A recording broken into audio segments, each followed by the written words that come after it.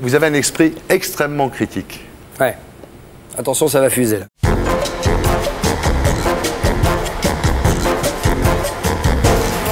Et Bruno Solo, réunis, enfin réunis. Alors vous n'êtes pas retrouvés pour rien, puisque tous les soirs à 20h40 sur M6, 4,5 millions de téléspectateurs suivent Comment vous savez Caméra ça? Café. Mais je sais tout, moi, c'est comme ça, c'est incroyable. 800 000 de plus qu'à la rentrée, c'est énorme, hein, c'est vraiment beaucoup, là, hein, d'un coup. C'est la première fois que ça nous arrive. Ouais, on est surtout très surpris. Alors c'est une idée à vous, hein, Yvan, un soir, sur le chemin, entre la gare et chez vous. Vous avez cette idée, ça vous est venu comment?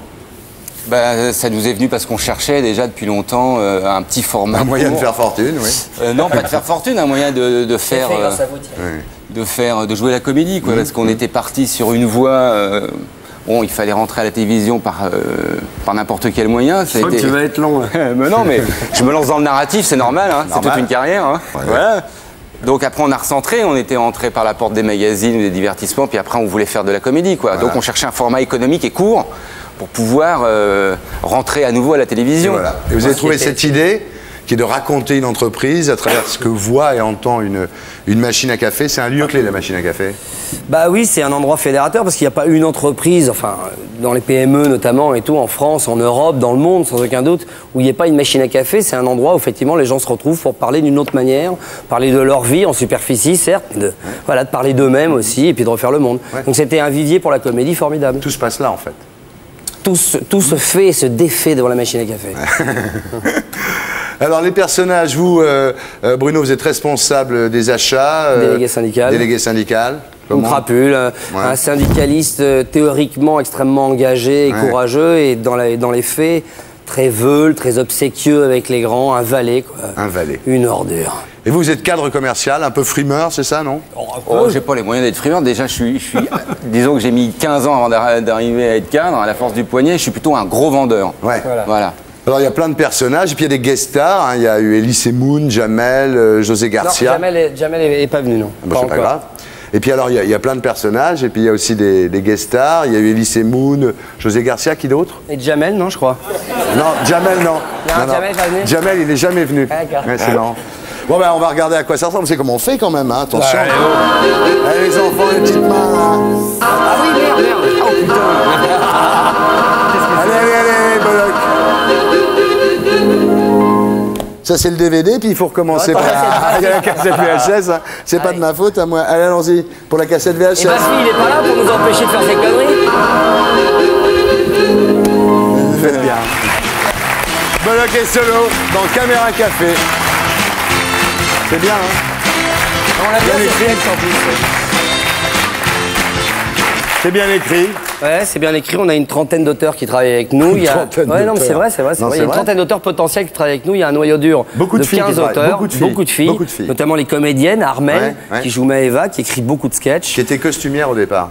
Oui, tout à fait. Tu me dis pas comment tu sais ça, merde. Non, tiens, comment tu sais ça? Je sais tout. Ah, ben voilà, c'est continue. tout. Ça me suffit comme explication. Alors, le tournage, donc, c'est une semaine sur deux. L'autre semaine, c'est l'écriture des scénarios. Et Bruno, vous avez été obligé, vous avez été obligé de quitter la Belgique et de revenir habiter en France. Ouais, ça m'a un peu déchiré le cœur. Elle dit quoi, Frédéric? Frédéric, on se voyait plus quoi. En fait, on était tout le temps séparés parce que moi je passais beaucoup de temps ici avec Yvan. Alors elle commençait à avoir des doutes, ça devenait ingérable cette histoire. Donc maintenant j'ai ramené ma femme à côté de mon amant. On est voisins. Ah mais ça risque pas de foutre votre couple en l'air cette affaire, non? Le couple avec Yvan? Non, avec Frédéric. Ah mais c'est fait hein, là. Mais au moins elle est à Paris maintenant. On se voit plus souvent pour les papiers du divorce. Bien. Non mais je rigole, bien entendu. C'est elle qui préférait rentrer aussi parce qu'elle travaille beaucoup plus en France qu'elle ne travaillait en Belgique. Ah bon d'accord. Donc tout le monde est content. Tout le monde est content, sauf les Belges qui m'adoraient, tu sais. Donc vous êtes extrêmement sollicités tous les deux par les filles, on peut le dire, hein, devant M6 tous les jours il y a des attroupements. C'est malin de dire ça, on vient de parler de nos femmes. Si regardez ça, vous ne changerez donc jamais. Jamais. Non mais attendez, vous avez un esprit extrêmement critique. Ouais. Attention, ça va fuser là. Dès que vous voyez une gonzesse, vous savez tout de suite, trouver les tue l'amour. Vous savez pourquoi je vous dis ça? Non. Parce que vous allez faire une interview tue l'amour. Tue l'amour. Tue l'amour. Tue l'amour. Tue l'amour. Allez, c'est chacun notre tour ou... Chacun votre tour, ça commence par vous. Oh putain. Attention, là, ça va être chaud.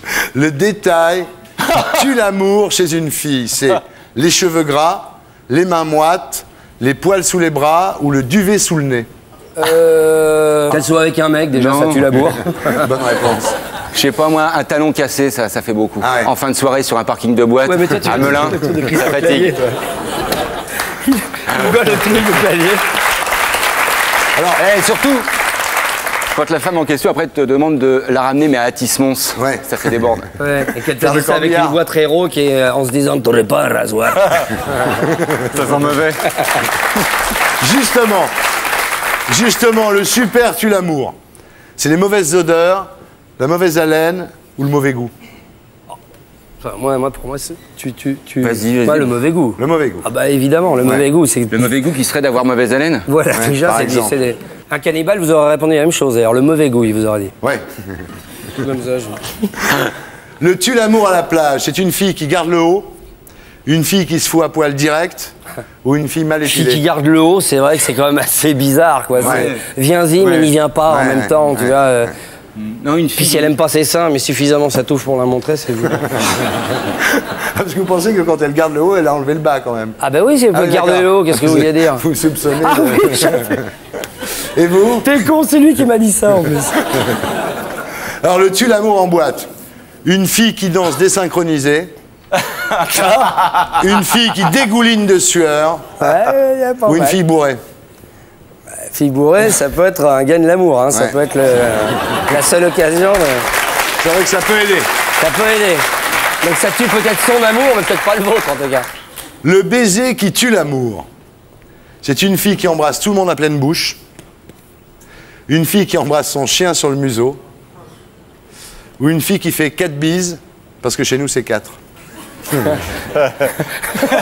est bien celle-là. Ça c'est écrit ça. c'est joli. Ça c'est écrit, c'est bien. C'est quoi là? La première, celle qui embrasse tout le monde à... Pleine bouche. Pleine bouche, bah ouais, Ouais. attends. C'est clair que ça, Ouais. ça inspire pas nécessairement confiance.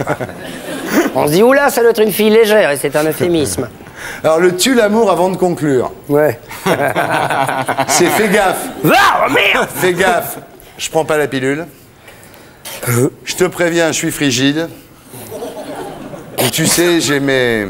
Qu'est-ce que c'est le deuxième déjà? Je suis Je frigide. te préviens, je suis frigide. Ouais, mais là au moins il y a un challenge et tout. Tu te dis, mais attends. Le tue l'amour avant de conclure, c'est Vas-y. un gros qui frappe derrière la porte en disant je suis bûcheron, ça fait une semaine que j'attends derrière la porte. Voilà. Et je suis son mari en plus. Alors, le tue l'amour au lit. C'est la fille qui bouge pas, la fille qui hurle ou la fille qui pleure. La fille qui pleure, ça veut dire que t'as loupé le challenge, je suis frigide. D'accord. Et si elle pleure de rire, c'est pire encore. Bon, maintenant on se réveille. Tue l'amour au réveil. La fille qui fait un gargarisme en se lavant les dents. C'est horrible. La fille qui met un déodorant sans prendre de douche. Qui ne l'a fait? Ou la Le mec qui fille, se trahit, tu sais. ou la fille qui laisse la porte des toilettes ouverte quand elle y va. Alors ça peut être un jeu, ça. Ça Ouais. peut être un truc érotique. Ouais. Pas le matin, quoi que. Faut vraiment être un chaud du cul. Je sais pas, moi, putain. Tu m'aides pas, toi aussi. Hein. Bah, qui met du déodorant sans prendre de douche, voilà. Pourquoi? Parce que ça veut dire que- je me dis merde et tout, elle fait comme moi et tout, c'est pas cool. Et pour être sûr de ne rien rater de Inalarditube, abonnez-vous et mettez un pouce bleu.